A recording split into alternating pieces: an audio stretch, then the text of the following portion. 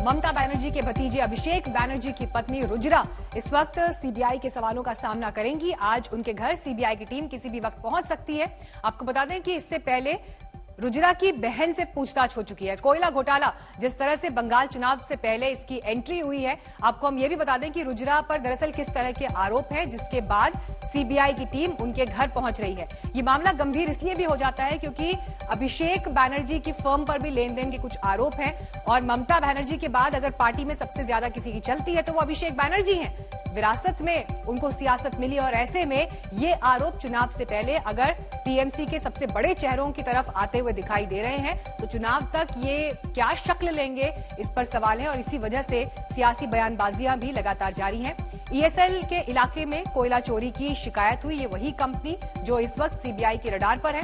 ESL, CISF, railway और अधिकारियों पर भी केस हुए क्योंकि वहां पर किस तरह से अवैध खनन चल रहा था और ये घोटाला जो हुआ है उसको लेकर जो अधिकारी उस दौरान जिम्मेदारी पर थे उन पर गंभीर आरोप हैं। केस दर्ज हुआ 27 नवंबर 2020 को। उसके बाद से ये इन्वेस्टिगेशन जारी और यही वजह है कि बीजेपी की तरफ से बार बार ये कहा जा रहा है कि जो टाइमिंग का सवाल टीएमसी उठा रही है, नवंबर 2020 से ही ये इन्वेस्टिगेशन चल रहा है। लेकिन अभिषेक बनर्जी के करीबी विनय मिश्रा विशेष अदालत सीबीआई की फरार घोषित कर चुकी है क्योंकि 4 समन के बावजूद भी विनय मिश्रा पेश नहीं हुए। और इन सबके बीच आपको हम ये भी सुनवा दें कि ममता बनर्जी जब सीबीआई की एंट्री हुई है इस पूरे केस में, उन्होंने क्या कहा। बांग्ला माने ओ बंगाल ओ तो सबसे खराब है। এই একটা attitude, the perception is so bad. বাঙ্গাল বলেছে, কাঙ্গাল বলেছে, কত কি বলে বেড়াচ্ছে। দিল্লির কোন কোন নেতা বাঙালিদের মেরুদণ্ড কি করে ভেঙে দিতে হয় আমরা জানি। আমি বলি আসুন না একটু চেষ্টা করে দেখুন না। অনেকবার তো ভেঙে দেওয়ার চেষ্টা করেছেন, আজও করছেন। আপনাদের ধমকানি চমকানি আর জেল টেল দেখি প্লিজ আমাদের ভয় দেখাবেন না। আমাদের মেরুদণ্ড ভেঙে দেওয়া অত সহজ নয়। तो ममता बनर्जी सीधे सीधे कह रही है कि हमारी रीढ़ की हड्डी तोड़ना इतना आसान नहीं और ना ही हम डरेंगे और ना ही हम झुकेंगे। सीधे आपको हम ग्राउंड पर ले चलते हैं। कोलकाता में इस वक्त सूर्याग्नि हमारे साथ मौजूद है। सूर्याग्नि देखिए जिस तरह से भी ममता बनर्जी, अभिषेक बनर्जी और पार्टी के बड़े नेता बयान दे रहे हैं, स्टेटमेंट्स दे रहे हैं, लेकिन उन सबसे अलग रुजिरा को आज सीबीआई के सवालों का सामना करना होगा। किस तरह के इनपुट्स मिल रहे हैं, कब तक टीम वहां पहुंचेगी, कौन कौन अभी घर पर मौजूद है?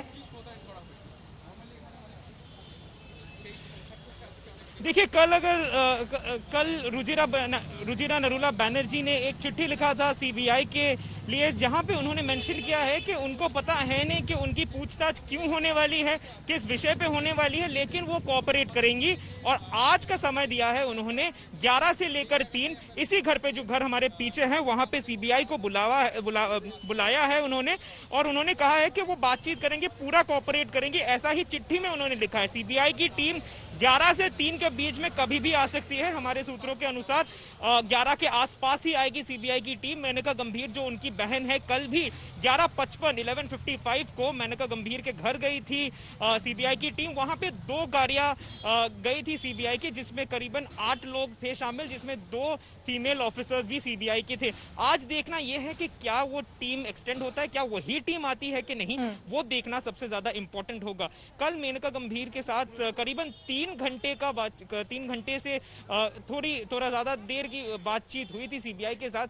आज ये भी देखना होगा कि क्या सीबीआई कितना पूछताछ करती है रुजिरा नरूला बनर्जी के साथ। ये इसको छोड़कर जो आप बात कर रही हो कि ममता बनर्जी और अभिषेक बनर्जी जो बीजेपी को कॉन्स्टेंटली वो लोग अटैक करते आ रहे हैं, कि उन्होंने बारंबार ये कहा है, दावा किया है कि जब भी इलेक्शन आता है ये देखा जाता है कि सेंट्रल यानी कि बीजेपी की सरकार सीबीआई, ईडी इन एजेंसीज को भेजती है और यहाँ की लीडरशिप को डराने धमकाने की कोशिश करती है। ये दावा तृणमूल के जो सबसे 2 इंपॉर्टेंट चेहरे हैं, ममता बनर्जी और अभिषेक बनर्जी, ये लोग आज से नहीं कर रहे हैं, बल्कि बहुत दिनों से ये दावा ये दोनों करते आ रहे हैं। खाली ये दोनों नहीं बल्कि बहुत सारे हेवीवेट नेता तृणमूल के ये दावा करते आ रहे हैं। आप आगे भी नजर बनाए रखें। आप अभिषेक बनर्जी के घर के बाहर ही मौजूद हैं, आपके पास हम अपडेट्स के लिए लौटते रहेंगे। चर्चा को यहाँ पर आगे बढ़ाते हैं। जितेंद्र तिवारी जी, मैं रुख आपका करना चाहूंगी। देखिए पश्चिम बंगाल के आसनसोल से लेकर पुरुलिया और बांकुड़ा तक कोल पट्टी में कई ऐसी खदानें हैं जहां पर खनन का कार्य बंद पड़ा हुआ है, लेकिन वहां माफिया अवैध खनन कार्य कर रहे थे और यही वजह है कि नवंबर 2020 में सीबीआई ने इसी सिलसिले में ईसीएल के कई अधिकारियों, कर्मचारियों समेत रेलवे और सीआईएसएफ के अधिकारियों के खिलाफ केस दर्ज किया, जो हम इस वक्त अभी आंकड़े भी अपने ग्राफिक्स में दिखा रहे थे। सरकार की भी तो ये विफलता है ना कि आपकी नाक के नीचे ये अवैध खनन चल रहा था और नहीं मालूम चला, एक्शन नहीं हुए।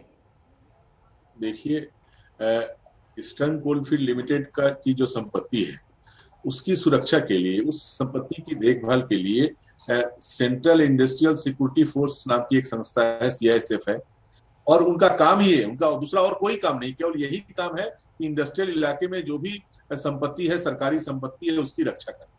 और सीआईएसएफ किसके अंतर्गत है? केंद्रीय सरकार के अंतर्गत है। वो क्या कर रहे थे?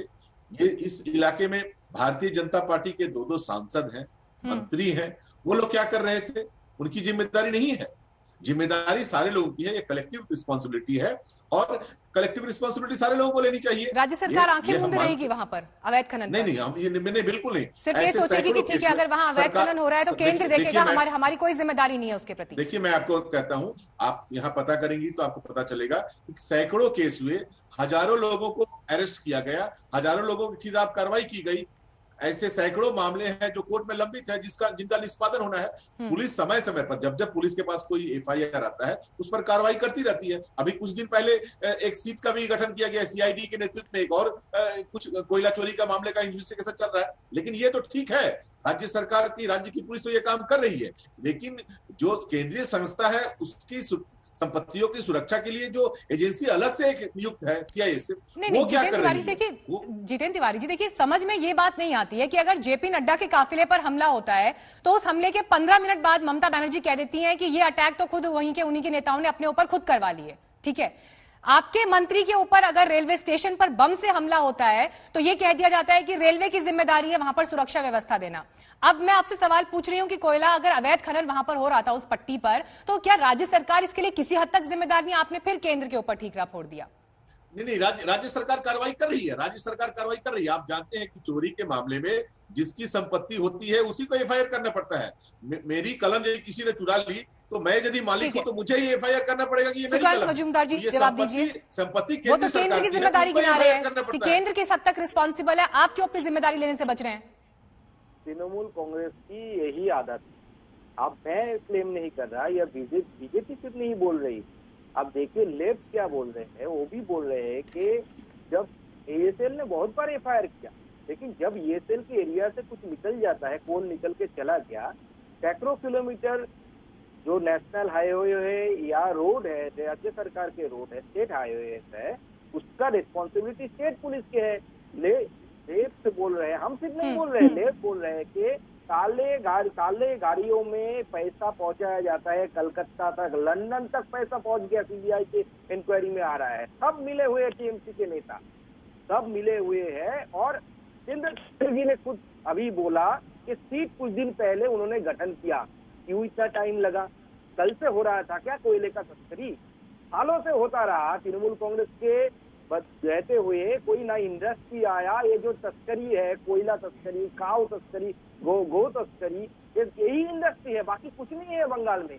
अगर बताऊं एज फॉर एन एग्जाम्पल, अगर आप इसी वक्त आपके प्रतिनिधि को मेरे संसदीय क्षेत्र में भेजेंगे, मेरे संसदीय क्षेत्र में हिली बोल के एक इंटरनेशनल बॉर्डर है, वहां पे जाएंगे कि देखेंगे हिली बॉर्डर से 16 किलोमीटर 15 किलोमीटर दूर। लेकिन मजूमदार जी देखिए, इन्वेस्टिगेशन तक तो बात ठीक है,